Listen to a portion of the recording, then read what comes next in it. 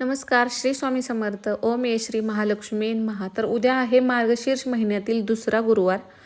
तर आता बऱ्याच जणींना प्रश्न पडतो की दुसऱ्या गुरुवारी म्हणजे नारळ तोच ठेवायचा का, तांदूळ ते पहिलेच वापरायचे का, किंवा विड्याचे साहित्य जे आपण पहिल्या गुरुवारीच वापरलेलं होतं तर तेच वापरायचं का. तर या सगळ्या प्रश्नांची उत्तरं तुम्हाला या व्हिडिओमध्ये मिळणार आहेत. तर व्हिडिओ शेवटपर्यंत पहा. चला तर वेळ न लावता व्हिडिओला सुरुवात करूया. आता ही जी पूजा आहे आपण पहिल्या गुरुवारी केली होती तशीच सेम त्याच पद्धतीने आपल्याला मांडायची आहे.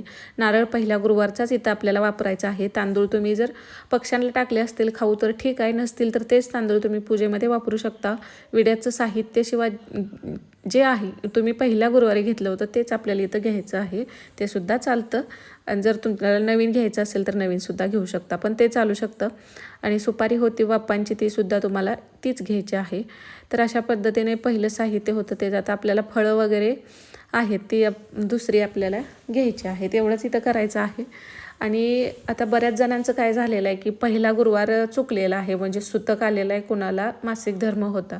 तर त्यांनीसुद्धा आता जर दुसऱ्या गुरुवारी तुम्हाला पूजा मांडायची इच्छा असेल किंवा गुरुवारचं व्रत तुम्ही नेहमीप्रमाणे करत असाल तर तुम्ही दुसऱ्या गुरुवारीसुद्धा ती पूजा मांडू शकता. आता पहिल्या गुरुवारी तुम्ही उपवास केलाच असणार आहे, त्यामुळं आता काही अडचणी आल्या असतील. आता मासिक धर्म असेल तर आपण दुसऱ्या कोणाकडून पूजा मांडून घेऊन ती ऐकली तरी चालते. तसं तुम्ही केलं नसेल तरीसुद्धा आता दुसऱ्या गुरुवारी तुम्ही परत पूजा मांडू शकता. पण या ह्याच्यात मार्गशीर्ष महिन्यामध्ये ना आपल्याला 4च गुरुवार आहेत, त्यामुळे आपले 3 गुरुवार तिसऱ्या गुरुवारी आपण उद्यापन करू शकत नाही. त्यामुळे येणाऱ्या पौष महिन्यातल्या पहिल्या गुरुवारी तुम्ही उद्यापन करू शकता. तसंही कथेमध्येच सांगितलेलं आहे की जो कुठल्याही महिन्याच्या पहिल्या गुरुवारपासून तुम्ही हे व्रत चालू करू शकता. आणि काही जण वर्षभरासाठी सुद्धा हे गुरुवार करतात, तर तसंसुद्धा चालू शकतं. काही जणांचे 11 गुरुवाराचं व्रत असतं, तसंसुद्धा चालतं. तर काही जण 7 गुरुवार करतात आणि नंतर उद्यापन करतात. आता काही जण फक्त मार्गशीर्ष महिन्यात येतात तेवढे करतात. आणि बऱ्याच वेळा काय होतं, अडचण आल्यामुळं एखादा गुरुवार राहिला, त्या गुरुवारी पूजा नाही मांडली तर मग 3च गुरुवार आले तर मग पुढच्या गुरुवारी 4थ्या गुरुवारी येणारा जो कुठला आता पौष महिन्यातलाच पहिला गुरुवार असतो तर त्या गुरुवारी सेम उपवास करायचा, पूजा मांडायची आणि सायंकाळच्या वेळेला उद्यापन करायचं असतं. तर आता दुसऱ्या गुरुवारीसुद्धा आपल्याला आता पूजा कधी मांडावी आणि कधी वाचावी. सकाळी पूजा मांडली तर संध्याकाळी कथा वाचली तर चालते का, असा सुद्धा प्रश्न बऱ्याच जणींना पडतो. तर हो, चालते. आता काही जणीला सकाळी पूजा मांडायला जमत नाही, त्या संध्याकाळी मांडू शकतात. आता तिन्ही सांजेच्या वेळेला लक्ष्मी साक्षात घरात येत असते तर त्या वेळेला सुद्धा तुम्ही पूजा करू शकता, चालू शकतं. पण बऱ्याच जणींना असं होतं की उपवास असतो, मग आपल्याला स्वयंपाक बनवायचा असतो, काहीतरी गोडाधोडाचं करावं लागतं, त्याचसोबत पूजा मांडायची, कथा ऐकायची, आरती करायची, ह्यात बराचसा वेळ जातो.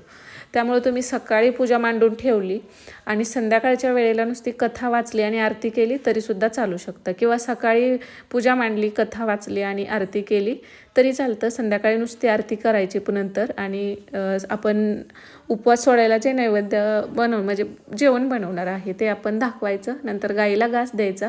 आता ज्यांना शक्य आहे त्यांनी द्या, नसेल त्यांनी मग तुम्ही ह्याला घरातील जिथं पूजा मांडली आहे तिथं आणि घरातल्या देवांना नैवेद्य दाखवायचा आणि नंतर तुम्ही उपवास सोडू शकता. तर तसं केलं तरीसुद्धा चालू शकतं.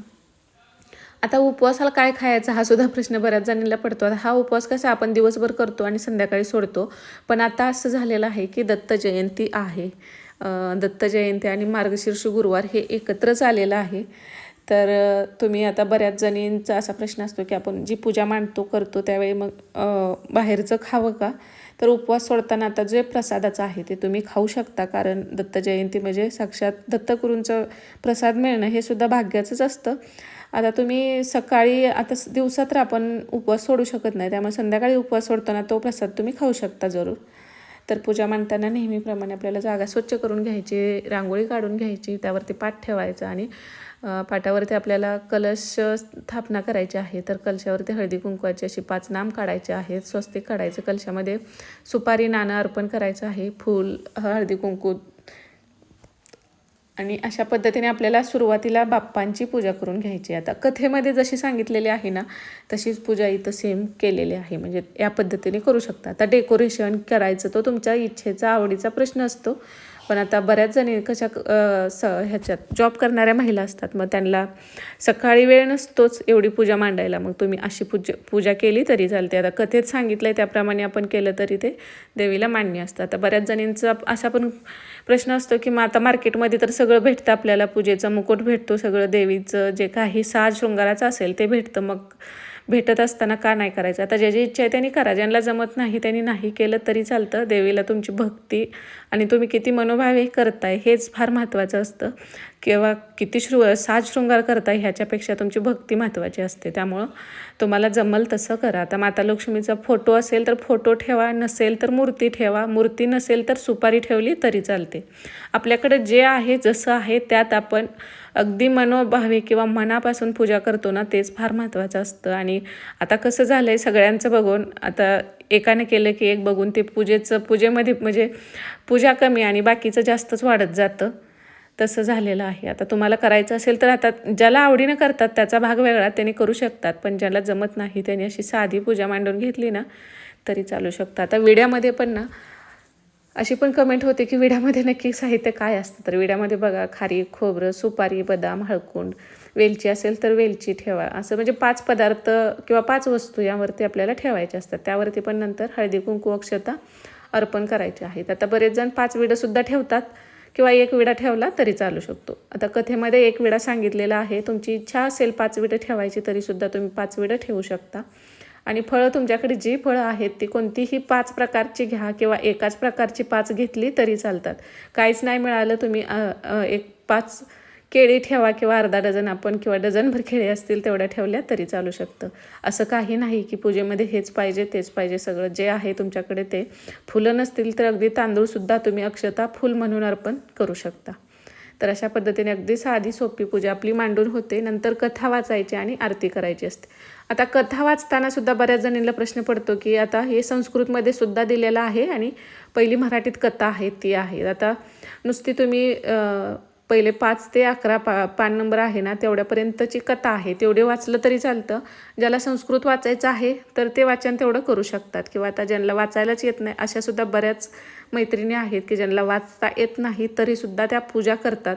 मोबाईलवर ऐकून केलं तर चालतं का? तर हो चालतं. तुम्ही पूजा करता म्हणजे ही पूजा तुम्ही कोणाकडूनही ऐकली ना तरी चालू शकतं. फक्त पूजा ऐकावी किंवा करावं दोन्हीतलं एक आपल्याला करायचं असतं.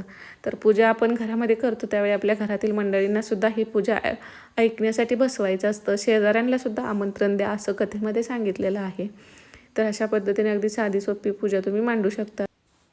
तर तुम्ही सकाळी पूजा मांडली तर ठीक, सकाळी 12पर्यंत मांडू शकता. काही वेळेला अभिजित मुहूर्त असेल तर तो 12:30पर्यंतचा सुद्धा असतो. नाहीतर तुम्ही सायंकाळी नंतर 4 वाजल्यापासून 7:30पर्यंत पूजा कधीही मांडू शकता तुम्हाला जमल त्या वेळेत. तर अशा पद्धतीने तुम्ही जी ही मार्गशीर्ष महिन्यातली पूजा आहे ती, आणि पूजेमध्ये 5 पालव्या किंवा या कथेमध्ये तर ना फक्त आंब्याची ढाळी सांगितलेली आहे, ती नसेल तर विड्याची पानं एवढंच सांगितलेलं आहे. त्यामध्ये मग अगदी तुम्हाला सगळ्या 5 झाडाच्या फांद्याच पाहिजेत असं नाही. 5 झाडाची पानं भेटली तरी ठेवा, कारण छोटी झाडं असेल तर फांद्या अजिबात तोडू नका. जे तुमच्याकडे आहेत तेवढीच पानं ठेवली तरी चालू शकतं. मोठी झाडं असेल तर फांदी तोडायला हरकत नाही, पण छोटी झाडं असेल तर मग ती तसं तोडायला बरं वाटत नाही. त्यामुळं तुमच्याकडे जे 5 पालवी असतील किंवा 1 पालवी असेल तरीसुद्धा ठेवा, ते सुद्धा महालक्ष्मीला प्रिय आहे. आणि शेवटी मग आरती करून घ्यायची आहे. तर अशा पद्धतीने, आणि तुम्हाला अजून काही प्रश्न असतील तर ते तुम्ही कमेंटमध्ये नक्की विचारा.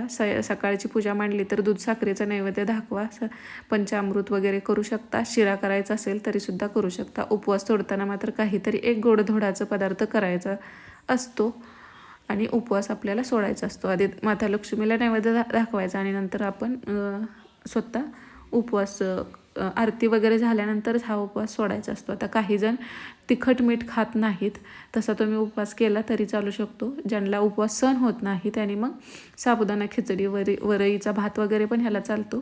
ज्यांना ॲसिडिटीचा त्रास आहे त्यांनी वरईच खावी, कारण खिचडीने ॲसिडिटी होते. शक्यतो घरचे पदार्थ जे तुम्हाला शक्य आहेत तेवढंच खाऊन उपवास करावा. उपवासाला बाहेरचे पदार्थ म्हणजे शक्यतो टाळावेत, कारण ते कोणत्या तेलात तळलेले आहेत. आणि उपवासाला शेंगदाणा तेलच वापरायचं असतं किंवा तुपामध्ये तुम्ही उपवासाचे पदार्थ बनवू शकता. बाकीची तेलं आहेत ती उपवासाला चालत नाहीत. शेंगदाणा तेलसुद्धा आता ते किती प्युअर आहे हे माहीत नाही, त्यामुळे जेवढं शक्य होईल तेवढं तुम्ही घरच्या तुपाचाच वापर करत जा उपवासाला. तर ह्याचं उद्यापन कसं करायचं त्याच्यावरती सुद्धा डिटेल व्हिडिओ बनवलेला आहे, तर तो सुद्धा तुम्ही बघू शकता. तर ओम श्रीम ह्रीम श्रीम कमले कमलाय प्रसिद्ध प्रसिद्ध श्री ह्रीम श्री महालक्ष्मीन महा ह्या मंत्राचा सुद्धा तुम्ही जप करू शकता. ओम नमो भगवते वासुदेवाय महा, तर हा मंत्रसुद्धा आपल्याला जप करायचा आहे, कारण जिथं माता लक्ष्मी तिथं भगवान विष्णूंचा वास असतोच. तर त्याशिवाय माता लक्ष्मी आपल्यावरती प्रसन्न होत नाहीत. त्यामुळे अशा पद्धतीने दुसऱ्या गुरुवारची तुम्ही पूजा करू शकता. परत एकदा तुम्हाला खूप खूप शुभेच्छा. श्री स्वामी समर्थ.